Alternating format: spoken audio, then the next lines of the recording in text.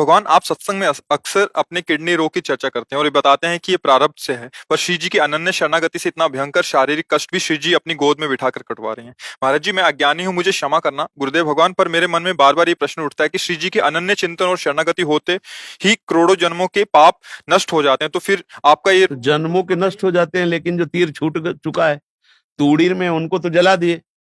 जो तूड़ीर में उनको जला दिए, जो चढ़ा रहे हैं उसको उतार लिया, लेकिन जो छूट चुका है ले। हाँ, तो क्या हुआ कि जब हम इस शरीर में आने की प्रणाली, तो अनंत जन्मों के कर्मों से इस शरीर का पहले रचनात्मक भाव आया, उसी समय प्रारब्ध की रचना हो गई। अब ये जन्म लेते ही भगवान के मार्ग में चला, तो जो तूड़ीर में रखे हुए बाण थे वो भस्म हो गए। आगे हम वो बाण चलाएंगे ही नहीं, आगे क्रीमाण ऐसे करेंगे ही नहीं कि दुर्गति हो, क्योंकि बाबा जी भगवान के मार्ग के पथिक है। लेकिन जब शरीर रचा गया था, उस समय जो दुर्गति निकाली गई थी वो इसमें विराजमान है। अच्छा, अब इसको भोग करके काट लें या हम अपने भजन से मिटा दें। भजन से अगर इसको मिटा दिया तो जहां हमें चढ़ना वहां चढ़ नहीं पाएंगे। तो इसको छूटेगा आज, नहीं तो कल छूटेगा। तो जो पकड़ना उसे पकड़े, किसे छूटे। तो जब हमको दिव्य चिदानंद में श्री जी की सेवा का अवसर मिल रहा है, तो इस मलमूत्र के भांड शरीर को ठीक करने के लिए भजन का प्रयोग करें क्या। अच्छा, फिर भी देखो लाडली जी के हेतु की कृपा कि ऐसा सब होने पर भी हम आपसे बातचीत कर रहे हैं, ऐसा सब होने पर भी बड़ी कठिन दिनचर्या चल रही। 1 बजे रात्रि के उठना, 2 बजे शौच स्नान सब करके चल, मतलब ये दिनचर्या कोई बीमार आदमी की है क्या दिनचर्या है। ये आप कृपा नहीं देख रहे हो, मेरा पाप प्रारब्ध ये और मेरी लाडली की कृपा। तो हमको ये देखना है ना कि प्रारब्ध तो आया है, लेकिन फूल जैसा भयानक प्रारब्ध है। दोनों किडनी फेल, मतलब मृत्यु दशा प्रतिपल। लेकिन आपको लग रहा है, सही बताओ, अगर किसी को बाहरी आदमी बुलाया जाए कि इनमें से छठों किडनी किसकी फेल है, हमारी तरफ देखेगा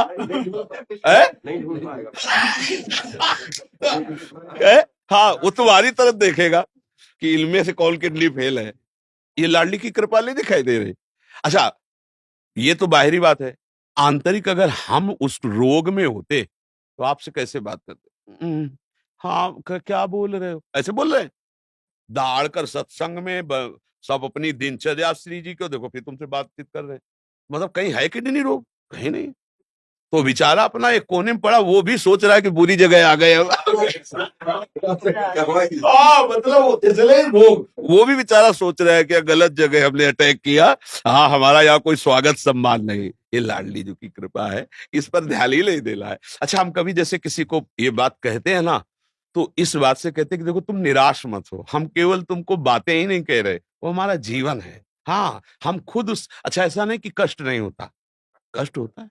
अब जैसे डायलिसिस में कष्ट, फिर इसके बाद कई घंटे परेशानियां, बहुत सी परेशानियां होती, पर हम आपको सही कहते हैं, वो सब परेशानियां ऐसे फूल जैसी खत्म हो जाती है। श्री जी की मुस्कुराहट, श्री जी का कृपा प्रसाद। तो हमें ये लगता है कि शरीर को ठीक करने में समय बर्बाद मत करो, शरीर को तो छोड़ना ही पड़ेगा। श्री जी को राजी कर लो, तो शरीर छोड़ने के बाद जो हमें मिलेगा वो अविनाशी मिलेगा। फिर वो विनाश वाला खेल नहीं है, इसलिए इस पर ज्यादा ध्यान नहीं देना।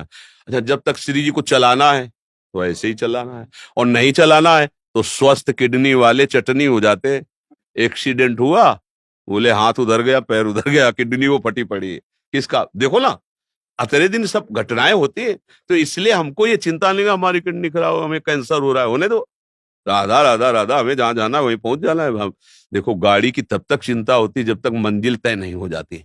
लगता है अगर बीच में गाड़ी, अब आप श्री जी की कृपा से हम अपने मंजिल में आ चुके हैं, तो कोई परेशानी नहीं, जब चाहे तब बुला ले, कोई परेशानी थोड़ी। तो इसके लिए हमें कोई टेंशन थोड़ी आए किडनी खराब क्या, समझ रहे ना, लाडली की कृपा से चल रहा है।